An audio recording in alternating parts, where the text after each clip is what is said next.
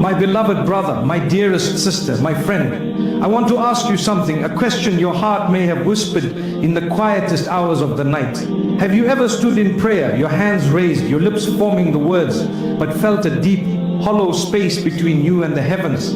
You go through the motions of your faith, you fulfill your duties, you try with every fiber of your being to be a good person, a believing soul. Yet, when you are alone and the world is silent, you feel a certain kind of distance, a quiet ache that you cannot name. You feel as though you are calling out into a vast emptiness, and you begin to wonder, is anyone truly listening? You see others who seem so full of light, so serene in their spiritual state, and you look at your own heart and ask, why do I feel so far away? Why does Allah Almighty feel so distant when I am trying so desperately to be near?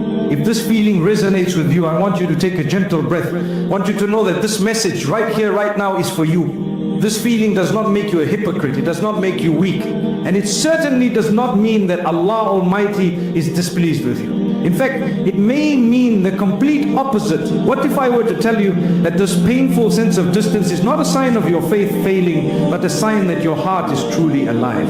A heart that feels nothing, a soul that is truly lost, would not even notice the distance. It would not ache for a connection it has forgotten. The very fact that you feel this longing, this spiritual homesickness, is a testament to the purity that still resides within you. It is the echo of a promise your soul once made, a memory of its origin, a yearning to return to its source. We have been led to believe that a strong connection with Allah Almighty means a life of constant emotional highs, of perpetual happiness and unshakable certainty.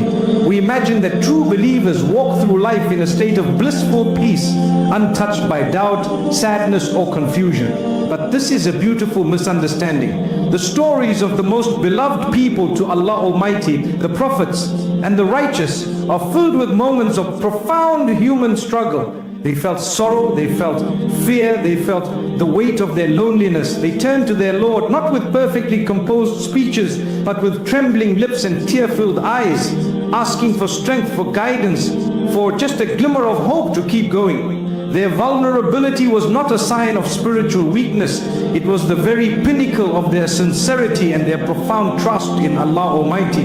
So when you feel that ache inside, that sense of being far away, do not push it down in shame. Do not see it as a mark against your faith. Instead, I invite you to see it differently. See it as a sacred invitation. It is your heart's gentle way of telling you that it is time to reconnect on a deeper level. The worldly life, with its noise, its demands and its distractions, can build invisible walls around our hearts. We become so consumed with our responsibilities, our goals and our worries that we slowly, almost imperceptibly begin to feel disconnected from our spiritual core. That feeling of distance is simply your soul's alarm, a soft but persistent ringing, telling you to pause, to turn inward and to search for the path back home. It is a mercy from Allah Almighty, a way of protecting you from becoming completely lost. He is making you feel the discomfort of distance so that you will cherish the sweetness of nearness once more. Your heart is not breaking, it is breaking open. It is creating a space for His light to enter again, to fill the hollowness, to soothe the ache, and to remind you of a truth you may have momentarily forgotten. He is closer to you than you can ever imagine. My dear friend, let us talk about something deeply personal, something many of us hide from the world. Let us talk about your tears. Not the tears that fall in public, but the ones that come in the deep solitude of your own space. You are in your room, the house is quiet, and the day's facade has finally crumbled. You have been strong for everyone else. You have smiled, you have nodded, you have carried the weight of the world on your shoulders. But now, in the safety of your own company, the dam breaks. A tear escapes, then another, and soon your pillow becomes a silent witness to the grief, the fear, or the exhaustion your heart can no longer contain. In that moment, you might feel completely and utterly alone. You might feel that your pain is invisible, that your quiet sobs are lost to the night. But I am here to remind you of a beautiful, comforting truth. Those tears are among the most sacred conversations you will ever have. Each one is a word, a prayer, a story that you do not have the strength to articulate, sent directly from the depths of your soul to the boundless mercy of your Creator. Allah Almighty sees every single tear. He knows the weight behind it. He understands the unspoken pain that gives it birth. These moments of emotional release are not moments of weakness. They are moments of the most profound strength, the strength to be vulnerable and honest before the one who created your heart and knows its every secret.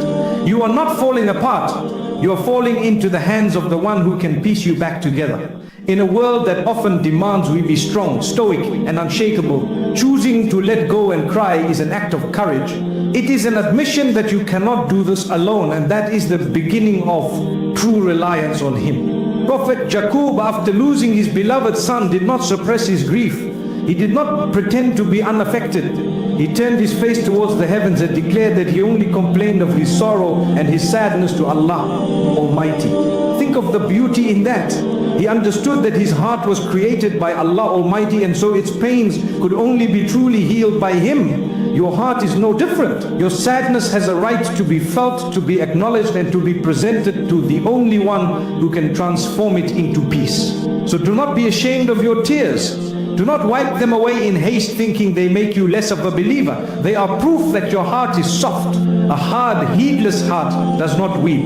It is the tender, living, feeling heart that is moved to tears. And a tender heart is a heart that is close to Allah Almighty. Each drop is a purification. It washes away the dust of the worldly life that has settled upon your soul. It softens the ground of your heart, preparing it for the seeds of hope and healing to grow. Consider this. Perhaps the reason you feel the need to cry is that Allah Almighty Himself is calling your heart to speak to Him in this pure, unfiltered language.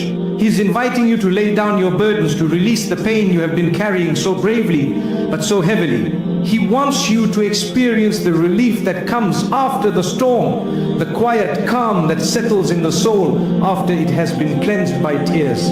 There is a unique closeness to Allah Almighty that is found only in brokenness, a sweetness that is tasted only in the midst of sorrow. When you are on your knees with nothing left but your tears, you are in the perfect posture to receive His mercy. You have emptied yourself of your pride, your pretenses, and your reliance on your own strength. And it is in that emptiness that His presence can be most powerfully felt. So the next time you feel that wave of emotion rising, do not fight it. Find a quiet corner, turn your heart towards Him, and let it flow. You are not just crying, you are engaging in a beautiful, profound act of remembrance and a sincere prayer that needs no words. My beloved, let us speak about a feeling that can be one of the heaviest a heart can carry. It is the feeling of guilt. It is that cold, hollow ache that settles in your chest after you have done something you know you should not have. You made a mistake, you transgressed a boundary, you hurt someone, or you hurt your own soul. And in the aftermath, a voice begins to whisper. It tells you that you are tarnished, that you are unworthy. It makes you feel distant, dirty, and disconnected from the light of your faith. You might even find it difficult to stand in prayer feeling like a fraud. You wonder, how can I face Allah Almighty after what I have done? How could He possibly forgive me this time? This feeling of guilt can be so powerful that it paralyzes you, making you believe that the path back to Him is closed forever. But what if we have been looking at guilt all wrong? What if that heavy feeling is not a punishment, but a profound mercy?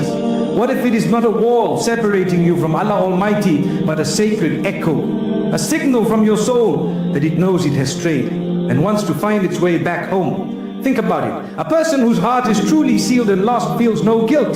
They sin and they move on, their conscience undisturbed. The very fact that you feel the sting of remorse is a powerful and beautiful sign. It means your spiritual heart, your inner core is still alive and well. It still recognizes truth from falsehood, light from darkness. That discomfort you feel is a gift. It is Allah Almighty's gentle way of tapping on your shoulder, of saying, my child, this is not who you are. This is not the path of peace. Come back. Wasif will take this beautiful signal of guilt and twist it into a tool of despair. He will tell you, you have failed again. You are hopeless. Allah Almighty is tired of you. There is no point in even trying anymore.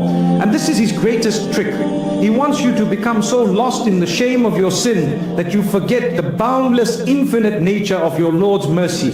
But Allah Almighty's message is the complete opposite. He calls out to us not as saints or perfect beings, but as His servants who have wronged themselves. He acknowledges our human frailty, our capacity to make mistakes, and then He gives us the most beautiful command: do not despair. It is a command, not just a suggestion. It is as if He is protecting us from our own hopelessness, reminding us that His capacity to forgive is far greater than our capacity to sin. His door is never closed. His mercy is not a finite resource that runs out after a certain number of mistakes. It is an endless ocean, and your sincere return is all that is needed to be washed clean. So when you are sitting with that feeling of guilt, I invite you to see it not as a source of shame, but as a catalyst for one of the most beloved acts of worship, a sincere return. That guilt is the motivation you need to turn back to Him with the humility you might not have had before. It breaks your pride. It softens a heart that may have become hardened. It makes your prayer forgiveness not just a string of words, but a genuine, heartfelt cry for help. This is the moment your relationship with Allah Almighty can deepen in a way it never could when things were easy.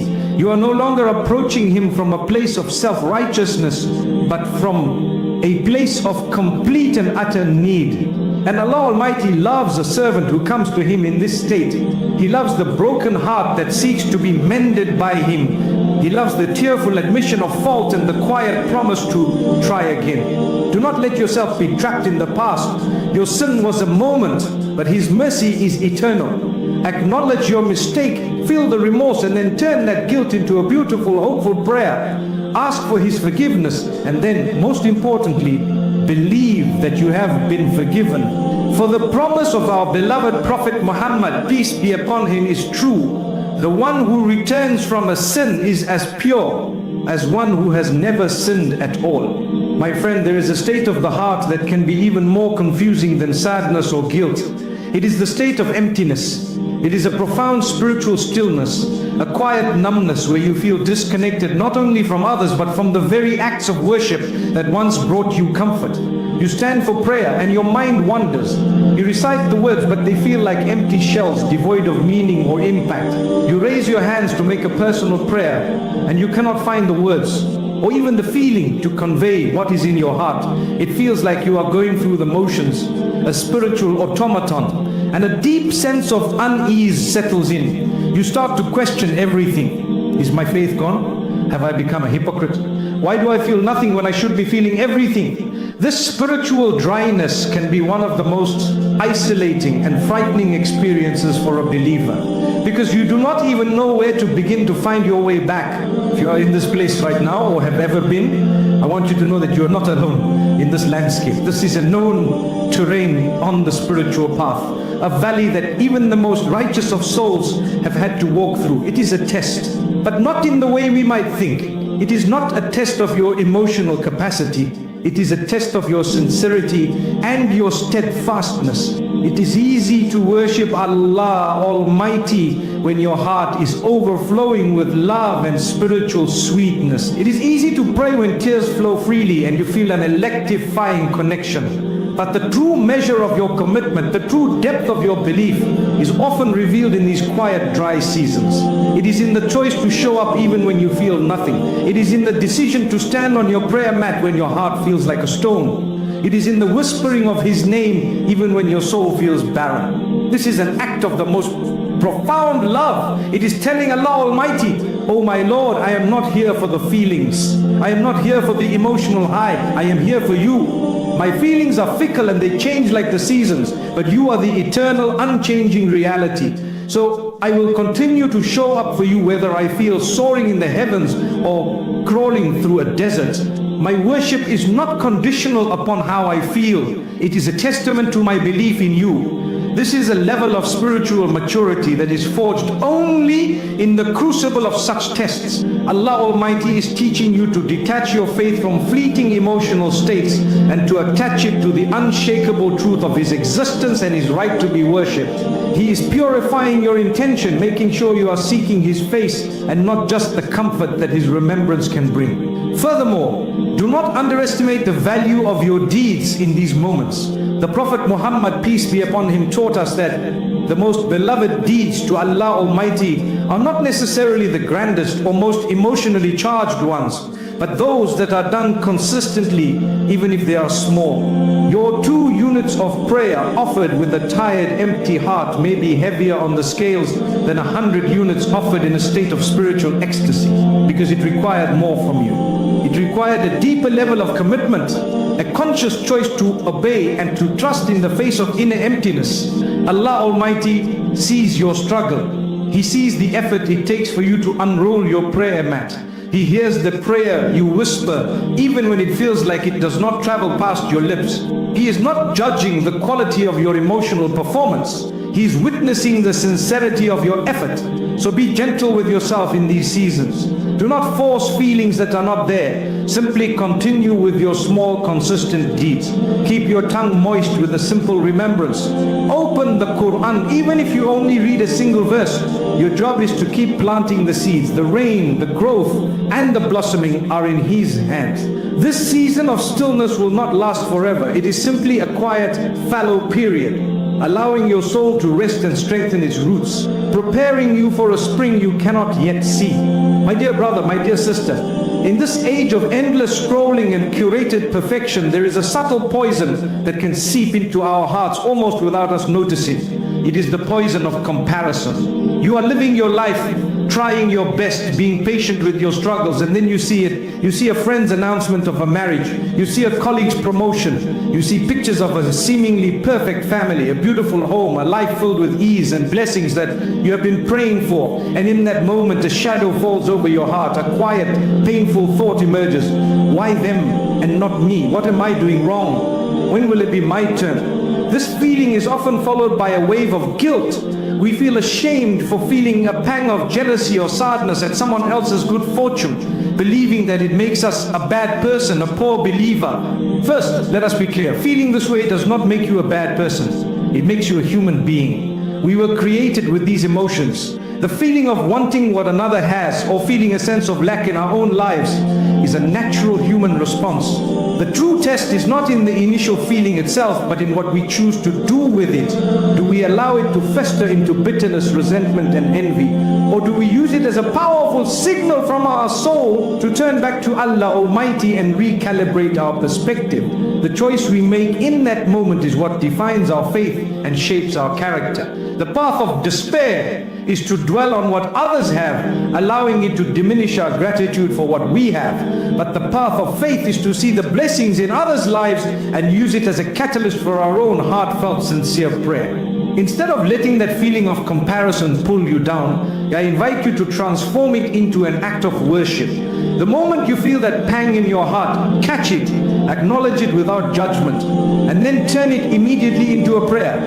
If you see someone blessed with a loving spouse, say, "Oh Allah Almighty, bless their union and grant me a righteous spouse who will be the coolness of my eyes." If you see someone with financial ease, say, "Oh Allah Almighty, increase their provision, protect them from arrogance, and open the doors of my own provision in a way that is best for me." By doing this, you perform a beautiful spiritual alchemy. You take a potentially destructive emotion and you turn it into a positive prayer for both the other person and for yourself. You defeat the whisper of the deceiver who wants to create animosity, and you affirm your belief that the khazan, the treasures of Allah Almighty, are vast and limitless. His giving to someone else does not in any way diminish what He has in store for you. Moreover, it is crucial to remember that what we see on the surface is never the full story. We see the curated highlight reel of people's lives, the moments of joy and success. We do not see their private struggles, their silent tears, their hidden tests, or the battles they fight when no one is watching. Every single person on this earth is being tested, but in different ways. The person with wealth is being tested with gratitude and humility. The person with a family is being tested with patience and responsibility. Your test may be in waiting, in longing, in trusting. To wish for their life is to wish for their tests as well, and we may not have the strength to carry their specific burdens. Allah Almighty in His infinite wisdom has given you the exact life, the exact circumstances, and the exact tests that are perfectly designed for your soul's growth. Your journey is unique, your timeline is unique. The plan He has for you is tailored to you with a level of love and precision that you cannot even comprehend. So let go of the need to compare. Withdraw your heart from the lives of others and place it gently back into your own, watering it with gratitude for the blessings you do have, and with a beautiful, hopeful prayer for the blessings that are on their way. Your provision is written, it will not miss you. And true wealth is not in having more, but in being content with what you have.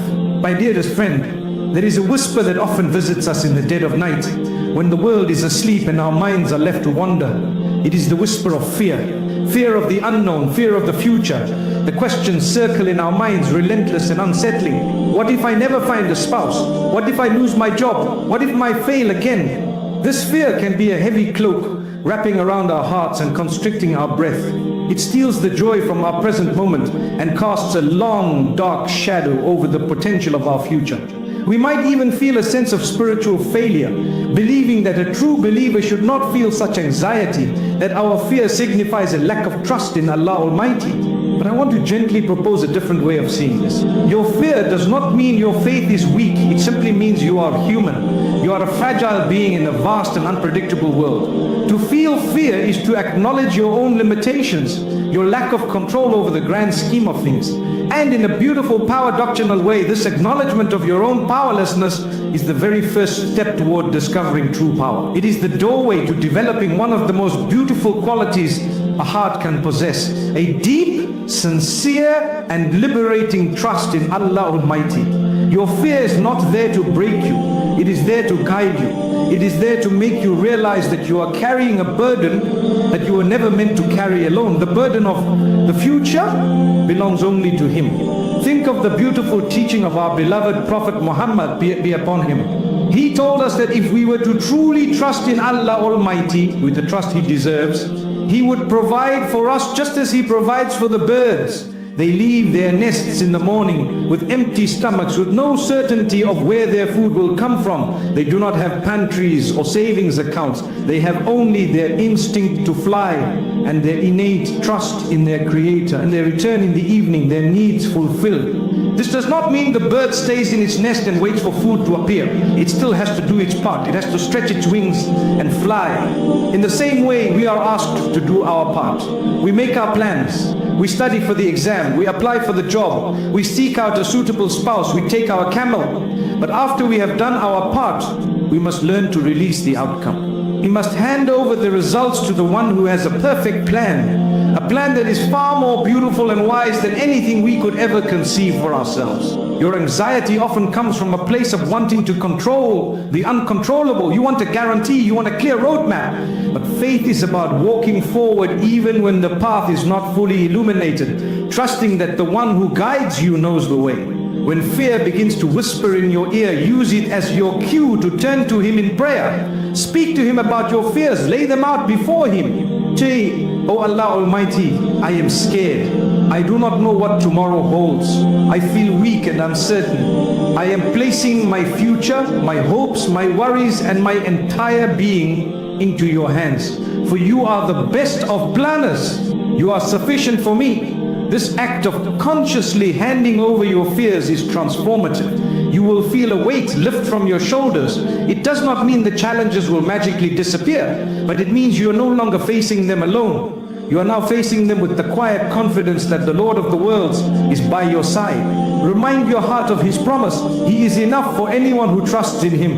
Let this be your anchor in the stormy seas of uncertainty. Take it one day at a time, one breath at a time. Do your best in the present moment and leave the rest to the one who has never forgotten you and will never abandon you. Your future is safer in His hands than it could ever be in your own. My beloved friend, we have walked together through the valleys of our hearts. We have spoken of the ache of distance, the sanctity of our tears, the echo of guilt, the stillness of a tired soul, the shadow of comparison, and the whisper of fear. These are not just abstract concepts, they are the real lived experiences of so many of us who are striving on this path. They are the quiet battles we fight behind our smiles, the silent struggles we carry in the depths of our being. And perhaps after days or weeks or even years of wrestling with this inner turmoil, you experience something unexpected. You experience a moment of calm. It is a quiet, gentle peace that settles over you for no apparent reason. The problems may still be there. The future may still be uncertain, but for a fleeting moment, the storm inside you subsides and you can breathe again. Please, I want you to cherish this moment. Do not dismiss it as random or insignificant. This sudden, unexplainable peace is a gift. It is a sign. It is a direct mercy from Allah Almighty, a gentle caress for your weary soul. It is His way of telling you, I am here. I have seen your struggle. I have heard your silent prayers. I have witnessed your steadfastness, and here is a moment of rest for you. This calm is a foretaste of the healing that is to come. It is a reminder that even after the darkest night, the dawn will always break. It is Allah Almighty giving your heart a chance to recharge, to gather its strength, and to remember that ease is possible, that peace is its natural state. This tranquility is a profound form of communication from Him to you, a reassurance that you have not been abandoned. So if you have been feeling any of these deep, powerful, and often painful emotions, please do not rush to judge yourself. Do not fall into the trap of thinking that these feelings mean you have failed, that your faith has crumbled, or that Allah Almighty is far from you. In truth, the very opposite may be true. These emotions, in their raw and honest intensity, are proof that your heart is still soft, still searching, still yearning for its true home. You are not distant, you are not forgotten, and you are certainly not broken beyond repair. Your spiritual sensitivity is a blessing. It is the very thing that is trying to guide you back to the source of all peace. Your journey through sadness can carve out a greater capacity for joy. Your experience of guilt can lead to the sweetest taste of forgiveness. Your moments of fear can build the most unshakable fortress of trust. Each emotion is a doorway. Faith is not about maintaining a constant state of blissful happiness. It is not about being perpetually strong and having all the answers. Faith is about turning to Allah Almighty even when you feel weak. It is about trusting Him even when you do not understand. It is about whispering His name in the dark even when your voice trembles. It is in these moments of profound vulnerability that He is closest to us. He did not say, I am near to the righteous, or I am near to the perfect. He said, I am indeed near. I respond to the prayer of the supplicant when he calls on me. That supplicant is you. It is me. It is anyone who turns to Him, regardless of their state, regardless of their past. The only condition is that you call. So if you have been waiting for a sign, if your soul has been longing for a reminder that you are not walking this path alone, let this be it. Let this be the moment your heart awakens to the beautiful, comforting, and undeniable truth. Allah Almighty is near. He has always been near. And He is waiting with a love and mercy that you cannot even fathom for you to simply turn back to Him. You do not need grand gestures or eloquent words. You do not need to fix everything overnight. All you need is one sincere step, one honest movement of the heart back in His direction. And He, in His infinite generosity, has promised to come to you running. So let your challenges become your prayers. Let your pain soften your heart. Let every emotion you feel become a bridge that leads you not into despair, but into the loving embrace of His nearness. Your journey back to peace begins now, with one simple, quiet, and beautiful return.